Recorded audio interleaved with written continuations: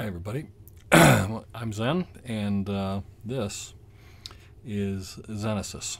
Zenesis is an all-in-one hybrid personal vaporizer. And the whole idea behind Zenesis was to minimize the form factor, get it as short as possible, but still integrate a built-in rebuildable atomizer, a built-in 5 ml juice tank, all built into one solid unit, which is also the PV. So it's one piece. This tank doesn't screw off of here. It's an integrated unit, fully mechanical. It's got a bottom button and a rebuildable, in this case, Zenesis atomizer, which is stainless steel mesh with Kanthal wire.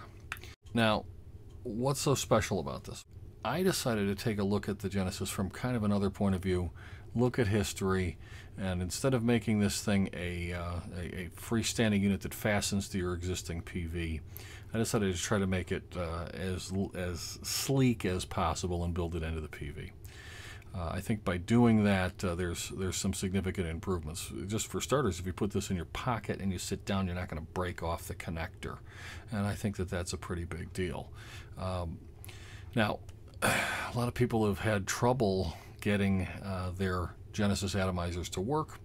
They bail out. They end up using silicone ropes and ceramic meshing materials.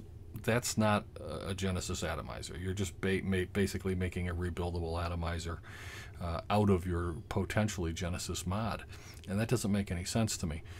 I looked at what's going wrong with those things and how can we minimize the problems. And by going to a standard vertical coil, no bends in it, we don't run into the kinking problems. We don't run into all of the associated issues that can create trouble in setting it up. This is simple. We simply roll the mesh, we slide it down in, and we wrap a coil. And if we take a look here, there's a screw that for the ground connection, and a very simple pin for the positive connection.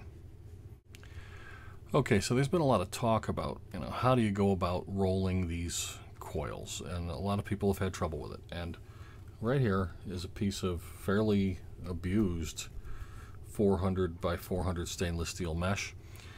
Look, I've just cut off a piece of mesh here. I'm not real concerned about even how straight it is. It's just very simple. I'm going to cut off a piece about yay long. I can trim it to length later. And this right here, this is a paper clip, and I've unfolded the paper clip. It's kind of a medium-sized paper clip, and I've unfolded it and straightened it out more or less. There's been discussion of just rolling it on a table. There's been discussion of rolling it around a piece of 18 gauge or 20 gauge wire. I find that to be a little clumsy. The paper clip is stiff and does a pretty good job. So what I'm going to do here is just show you. I'm going to kind of working in reverse here so that I can see what I'm doing. But I just fold the mesh over the paper clip like that, and I just roll it up.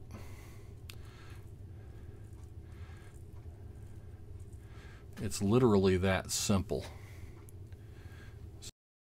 I've rolled that. And I can tighten it up a little bit if I want, or I can leave it just the same. I'm shooting for something that'll fit down into the hole that I've got. And you can see that, it's kind of have a hole up through it. Looks like a drinking straw. It's hollow up the middle. That's not a big deal either way, but that's basically rolling a mesh. You hear people talking about heating and quenching and heating and quenching and heating and quenching. I don't do any of the quenching. I go ahead and I put my torch on there. I'm going to try to get this up here so you can see what's happening. I heat it till it's glowing.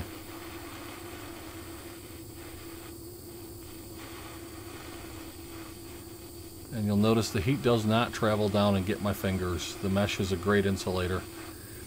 So there's that. And then I'll come along and put a couple of drops of juice on it.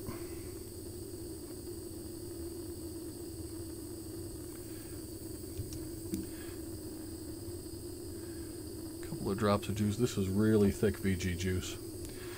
And then I'll come along and heat that up. That's going to light on fire like so. Let it soot up a little bit. Again, soot up some more. And A little more juice.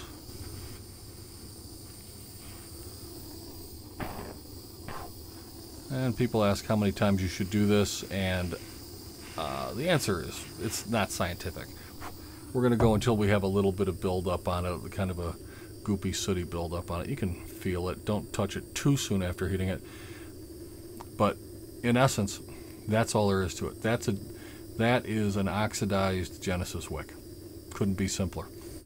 I'm going to go ahead and put a new coil and wick on this. So I'm just going to go ahead and loosen up the screw for the ground and pull this right up out of here. Take the other one and toss it aside. And let's take the, we're going to take the wick that I just made. I'm going to show you the way I go about doing this. So trying to get in line with my camera. And I'm just going to take my wick, and again, rotating in the same direction that everything's been going in. I'm going to rotate it down in. And we're going to push it down until just before it hits the bottom. Next, I'm going to take a piece of Kanthal 32 wire, and if you see the screw there, I'm going to slide the wire around the screw and then tighten it down.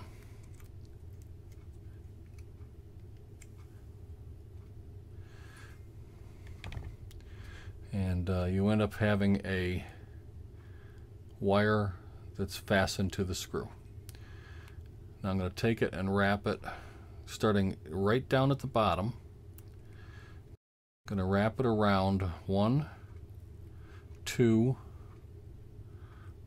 for now I'm going to do 4, 3, and 4 coils. So you can see roughly those coils loosely on there. Next, I'm going to cut off my piece of wire a little bit past the post.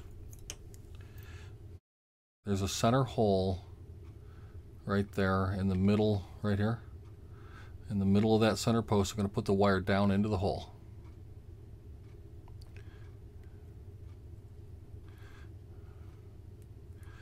And as I'm doing it, I'm pulling the wick over towards the center post. And then here I have a pin. The Zenesis comes with several of these in case you lose one.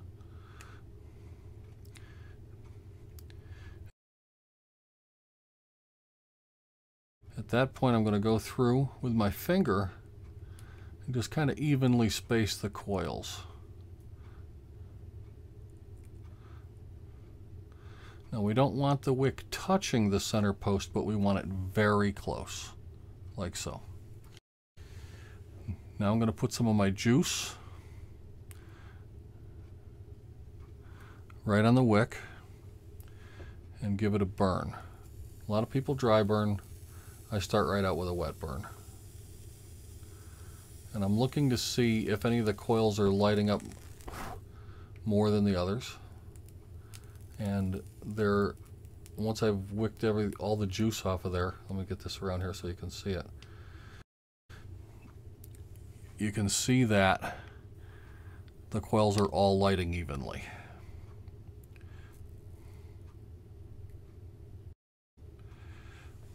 Now at this point, I'm going to go ahead and put some more juice on there.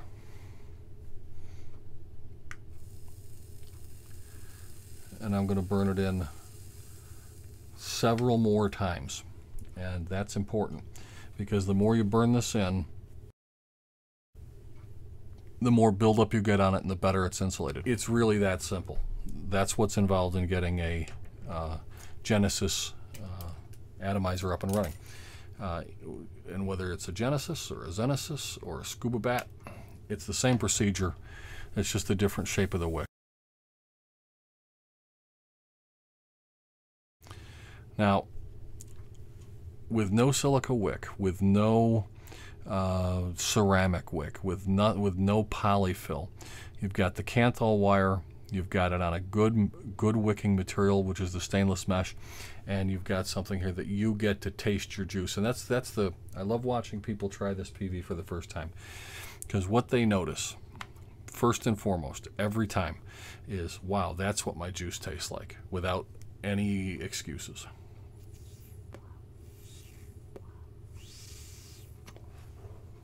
That's a brand new wick, brand new coil, up and running in less than a couple of minutes. It's really not a big deal. Now, there's a break-in time. These things start out a little harsh. You know, this is why I burn it. And for the first day or so, it doesn't produce as much vapor as it does for the rest of the time that wick and coil are going to be around. Now, I replace my coils about once a week. I replace my wick every 3 to 4 weeks, really. You can take them out and clean them when they start to clog. The wicking material is so inexpensive. I mean, I just throw it away. I know people that are boiling them, putting them in ultrasonic cleaners, using isopropyl alcohol cleaners, toothbrushes, whatever. Throw it away. You know, a 12 by 12 inch sheet of stainless steel mesh for $20 will last you years.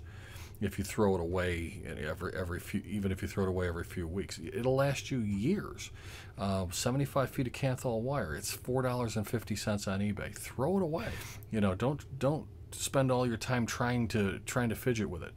And that's the thing. Everybody says that these things are fidgety, and they can be if you want to fidget. But I'm telling you, you don't have to fidget. You don't have to do any of that. The simple fact of the matter is, when it starts performing badly, throw it away. Put a new one in there. It's cheap. You know, people see $20 a square foot, they start to freak out. I contend that you can vape this with fresh materials virtually all the time. You know, changing it when you need to change it. You can you can do this for under a couple of dollars a month.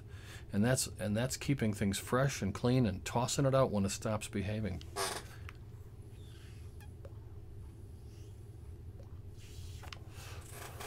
And the flavor is just amazing.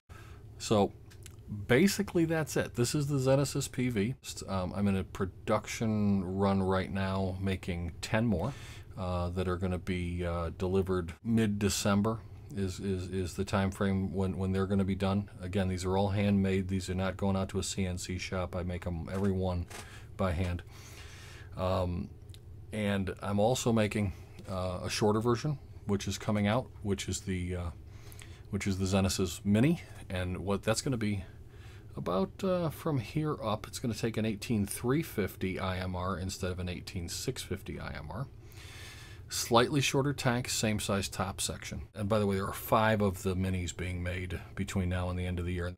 And the other thing that I'm working on is, and I have in fact the tube here for the prototype of it.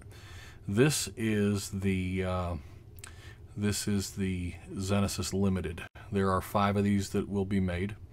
And at this point 2 are sold, so there's only 3 of these left coming out.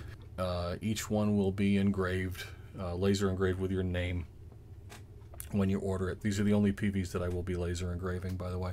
And it's going to be about 1.5 inches, maybe 1.25 inches shorter than the standard Zenesis. And as you can see, quite a bit, let's get that lined up there, quite a bit wider, because this is going to take a 26500 2300 milliamp battery. This is going to be a real powerhouse. Again, only 5 of these are being made, and there's only 3 left available. But that's what's coming up next from the Zenesis workshop. 20 more PVs this year, period. There won't be any more after that until probably mid-February. But that's what we've got coming up. I hope this helps you understand how it all goes together, how it works, what it's all about. Thanks again for watching, and just remember, vape proud.